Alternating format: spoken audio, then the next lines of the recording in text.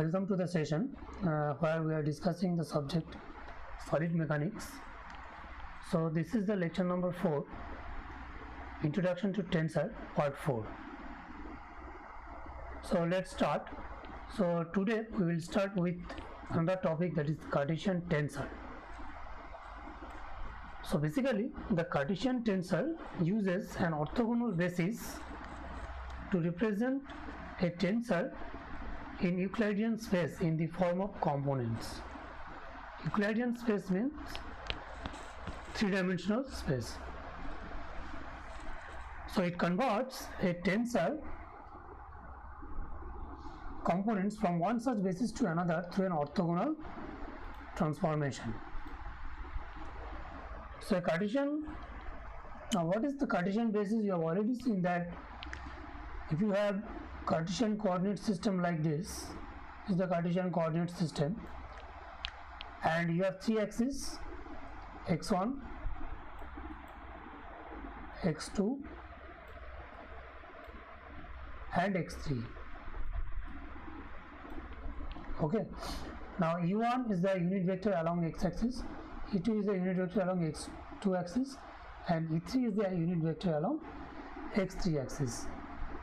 Now this e1, e2, e3 having the properties such that e1 dot e2 equal to e2 dot e3 equal to e3 dot e1 equal to 0. That means they are mutually perpendicular. So that means they are orthogonal bases. Clear? So, and basically we are using the right-handed system, by which it means that e1 cross e2 equal to e3.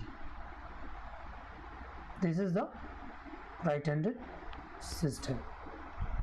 So you can represent any vector with the help of this basis vector. Okay, like a position vector can be written as, that is x equal to x1 e1 plus x2 e2 plus x3 e3, where x1 x2 are the Cartesian components of x. That means the position vector of x. Clear? Now next we will see the coordinate transformation. What is this transformations and why it is needed? So basically the vectors are mathematical objects which exist independently of any coordinate system. That means the vector remain unchanged if we change the coordinate system, but the components of the vector will change. So that means if you have a coordinate system x1, x2, x3 with origin O, and if you change the coordinate system x1 prime, x2 prime and x3 prime with the same origin, then the vector, the components of the vector will change, but the vector remain same itself. Okay, so let us consider a Cartesian coordinate system with base vector ei and origin O in this diagram. Okay, the vector can be written as u like this with unit vector e1, e2 and e3 in 3 dimensions, but here in this diagram you have the two coordinate system x1 and x2, that means e1 and e2. Okay, now a second coordinate system can be introduced with the same origin, and this time with the base vector e1 prime, ei prime. In that case the vector can be written as u, that is u1 prime plus u2 prime into u2 prime plus u3 prime. So u1 prime, e1 prime, e1 prime, e2 prime and e3 prime the unit vector for the new coordinate system. Clear? So this and this. And the same vector can be written in more than one way, like this. Note that new coordinate system is obtained from the first one by rotation of the base vectors. So that means if you rotate the base vector, so these are the base vector, and if you rotate the base vector in anticlockwise direction with an angle theta, then you will get the new base vector. Clear? And this anticlockwise rotation is taken as positive. Now in 2 dimensions, the vector u can be written as, that is u equal to u1 e1 plus u2 e2, and from this diagram one can simply write that is u1, this one u1 is nothing but OB minus AB into E1 plus this U2 into E2. What is U2? This one is the U2 into E2 is the unit vector along x2 axis, and this U1 can be represented OB minus AB, and this U2 can be represented BD minus CP. And from this geometry, from this diagram, this OB is nothing but your U1, that means this U1 prime into cos theta, and similarly AB is nothing but sin theta U2 prime sin theta, and similarly this is also from this diagram you can get. And finally we can write the expression for U1 and U2 with respect to U1 prime and U2 prime like this, and in matrix form this transformation equation can be written as like this. It is U1 U2, this is the column matrix U1 U2, that is cos theta minus sin theta cos theta, this is the 2 into 2 matrix, and this is another matrix that is multiplied with another matrix that is U1 prime U2 prime. So this 2 into 2 matrix is called the transformation or the rotation matrix Q. So this is the rotation matrix Q for 2-dimensional case.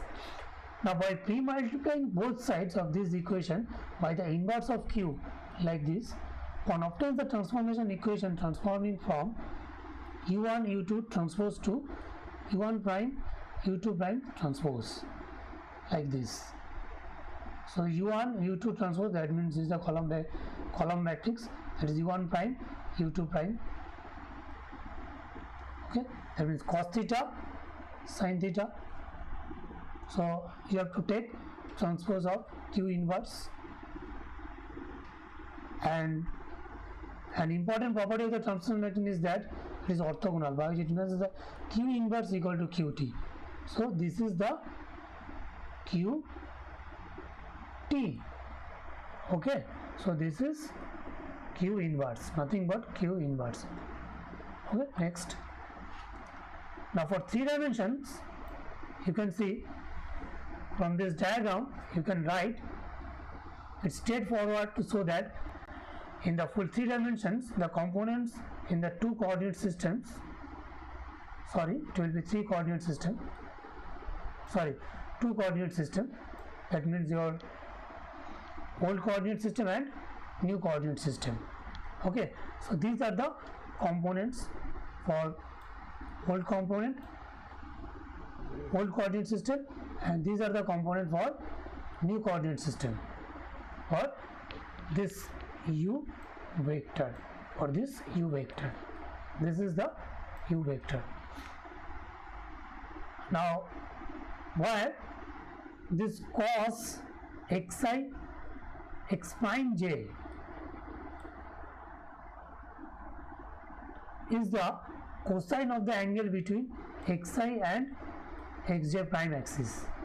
So that means this is your xi axis and this is your x prime axis. That means angle between these two, angle between xi and xj prime. So these 9 quantities are called the direction cosines of the coordinate transformations. So these 9 components 1, 2, 3, 4, 5, 6, 7, 8, 9. So these 9 components are called direction cosines of the coordinate transformations.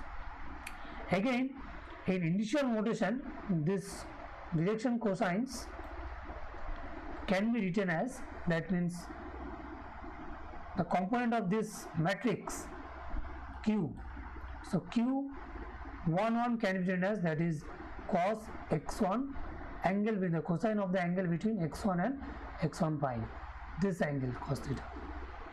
Similarly, Q12, that means cosine of angle between x1 and x2 prime, this is x2 prime, so that this Qij equal to cos xi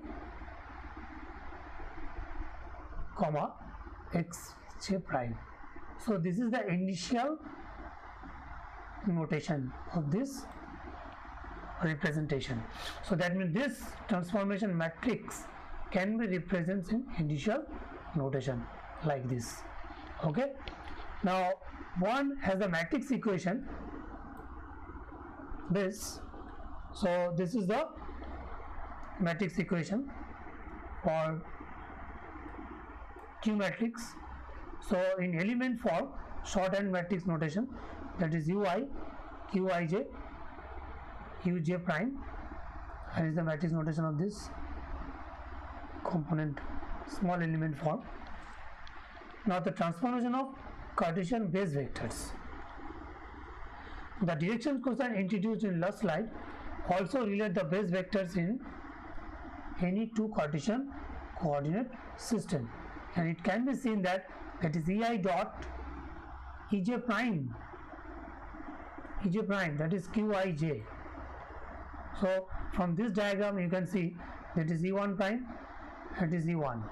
So angle between these two base vectors, that is cosine of this x1 and x1 prime, that is e1 dot e1 prime.